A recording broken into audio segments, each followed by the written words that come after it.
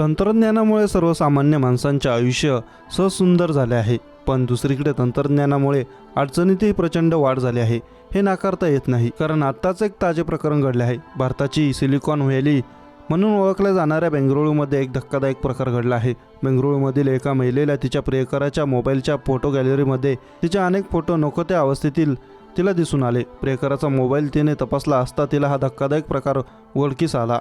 Times of इंडियाच्या एका वृत्तानुसार 22 वर्षाची एक युवती एका BPO सेंटरमध्ये काम करते. तिच्याच ऑफिसमधील आदित्य संतोष हा तिचा बॉयफ्रेंड आहे. हे दोघं रिलेशनशिपमध्ये असताना आदित्य संतोष या युवकाने त्या युवतीचे काही नको त्या अवस्थेतील फोटो काढले होते. आदित्य आणि ती युवती जवळजवळ 4 महिने रिलेशनशिपमध्ये होते. प्रियकराच्या मोबाईलच्या फोटो गॅलरीमध्ये आपले फोटो ती युवती डिलीट करणार होती. त्यासाठी त्याच्या नकळत प्रियकराचा तिने मोबाईल घेतला. त्यानंतर मोबाईल तपासला असता तिच्या पायाखालची जमीन सदरली. कारण प्रियकराच्या मोबाईलमध्ये तिच्याबरोबर इतर महिलांचेही 13,000 नग्न फोटो तिला पाहायला मिळाले.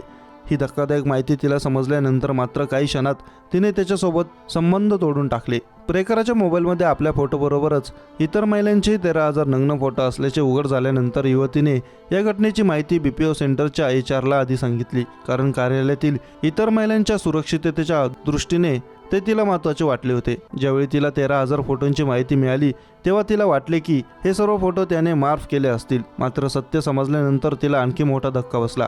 त्यानंतर कंपनीच्या मुख्य अधिकाऱ्याकडे हे प्रकरण गेल्यानंतर मात्र त्यांनी या प्रकरणी पोलिसात त्या युवकाविरोधात गुन्हा दाखल केला आहे. BPO कंपनीच्या अधिकाऱ्यांनी सांगितले की या प्रकरणाचा इतर महिलांवर परिणाम होऊ शकतो. मात्र या प्रकरणात ऑफिसमधील दुसऱ्या कोणत्याही महिलेचा यामध्ये समावेश नाही. मात्र त्याने असं का केलं याचा अजून थांगपत्ता लागलेला नाही.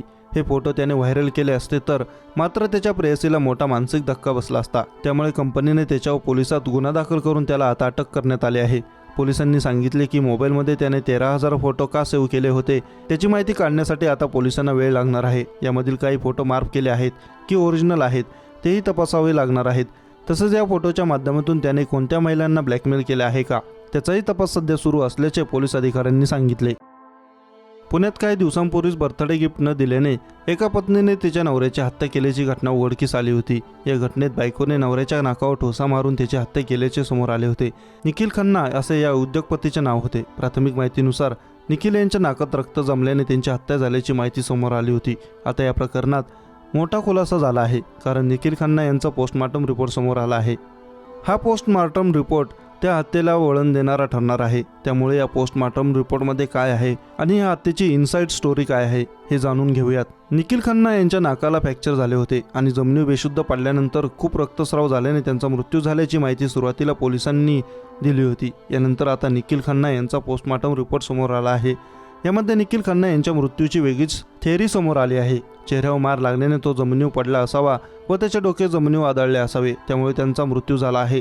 नाकावर झालेला हल्ला हा ठोसा होता की जड शस्त्राने केलेला हल्ला याचा तपास पोलीस करणार असल्याचे वानवडी पोलीस ठाण्याचे वरिष्ठ पोलीस निरीक्षक संजय पतंगे यांनी सांगितले आहे. त्यामुळे या घटनेत बायकोच्या ठोशाने नव्हे तर इतर जड वस्तूने त्याची हत्या केल्याचे स्पष्ट होत आहे. पुण्यातील वानवडी येथील गंगा सॅटेलाइट हाऊसिंग सोसायटीत राहणारे निखिल खन्ना हे कंस्ट्रक्शन कंपनीत व्यवसायाशी संबंधित उद्योग करतात. निखिल खन्ना यांचे वय 36 वर्ष होते तर त्यांची पत्नी रेणुका खन्ना वय वर्ष 38 म्हणजे त्यांच्यापेक्षा 2 वर्षांनी मोठे आहे. दोघे अनेक वर्षांपासून एकमेकांच्या प्रेमात होते. त्यानंतर 2017 मध्ये दोघांनी लग्न केले होते आणि ते पुण्यात स्थायिक झाले होते. निखिल खन्नाचे वडील पुष्पराज यांनी पोलिसांना दिलेल्या माहितीनुसार निखिलने नोव्हेंबर 2017 मध्ये रेणुकासोबत लव्ह मॅरेज केले होते. या लग्नाचा काही दिवसानंतर त्यांच्यात खडके उडायला लागली आणि भांडणास सुरुवात झाली. या भांडणात रेणुकाचा अनेकदा छोट्या छोट्या गोष्टींवरून भांडायची. यावर दोघांना अनेकदा समजावण्याचा प्रयत्न केला होता, मात्र काहीच फरक पडला नसल्याचे पुष्पराज यांनी सांगितले. घरातील नोकरांना देखील हे सोडायचे नाही. त्यांच्याशीही त्यांची भांडणे व्हायची. त्यामुळे आम्हाला घरात नोकर कामावर ठेवणे अवघड झाले होते. दरम्यान 18 सप्टेंबरला रेणुकाचा वाढदिवस होता. हा वाढदिवस रेणुकाला दुबईत साजरा करायचा होता. मात्र निखिल फारच कामात व्यस्त असल्याने त्यांना दुबईला जाणे शक्य झाले नाही. त्यामुळे रेणुका खूप संतापली होती. यानंतर 5 नोव्हेंबरला दोघांच्या लग्नाचा वाढदिवस होता. दोघांनी लग्नाचा वाढदिवस तर साजरा केला, पण निखिलने तिला तिच्या आवडीनुसार कोणतेही गिफ्ट न दिले नव्हते. त्यामुळे ती खूप नाराज होती. त्यावेळी रेणुकाने निखिलला मारहाण केली आणि भांडण शांत झालं.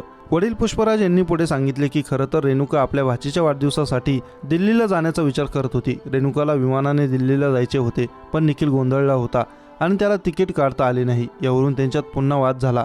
या वादातून मारामारी झाली आणि रेणुकाने निखिलला इतका जोराचा धक्का दिला की त्याचा मृत्यू झाला. यानंतर रेणुकाने मला फोन करून घरी लवकर येण्यास सांगितले. मी त्यांच्या इमारतीच्या पार्किंगमध्ये असल्यावर तिचा आणखी एक फोन आला आणि तिने म्हटले, लवकर या बाबा, खूप गरजेचे आहे. जेव्हा मी घरी पोचलो तेव्हा तो घरात नग्न अवस्थेत पडला होता. त्याच्या नाकातून रक्तस्राव होत होता. यानंतर त्याला CPR देण्याचा प्रयत्न केला, पण काहीच हालचाल झाली नाही. त्यानंतर त्यांना रुग्णालयात नेले असता त्यांना मृत घोषित करण्यात आले.